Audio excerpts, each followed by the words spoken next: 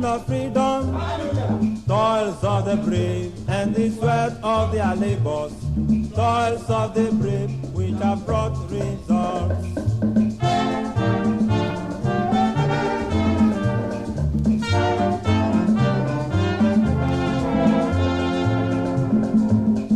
Kwame, the star of Ghana, Nkrumah, star of Ghana, everybody toils of the brave, and the sweat of their labors, toils of the brave, which have brought results.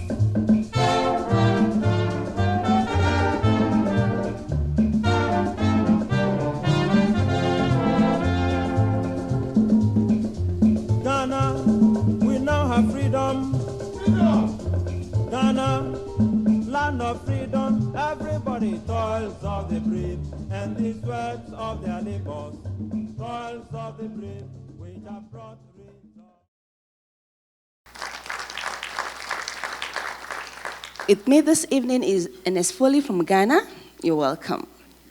So from what we have seen in the landscape of the Bonn region in Ghana, we saw various FLR initiatives ranging from community forestry for livelihood improvement to development of timber plantations in cooperation with the private sector.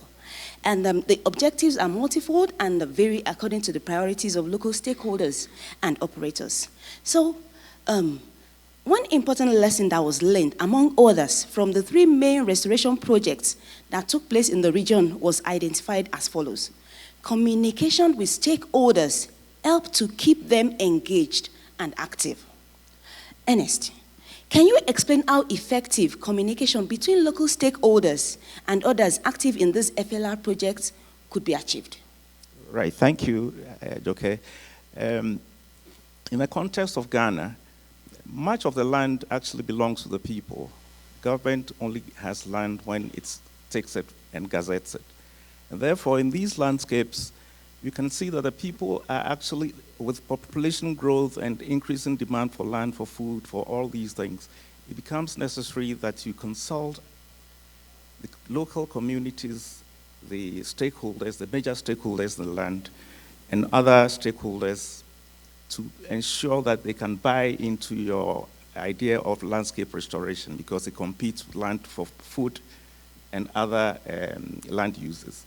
And therefore, if you are going into landscape reforestation, it becomes important that you engage the locals who own the land, the traditional authorities, and probably also the local government, to the extent that you are able to secure effective buy-in and participation in the project. So, given the large area that is under restoration in the Bonn region, what will be needed in terms of external support and inputs to finalize initial restoration of the landscape? Yeah, that's a very good question, because the government already has its hands full looking at ways of enhancing education, providing food for the people, health, and all that. So for projects like this, and if it has private sector engagement, that means that we need to be able to source funds from other sources. And that's why it becomes important that we look at maybe international development finance or other sources of external funding to make it successful.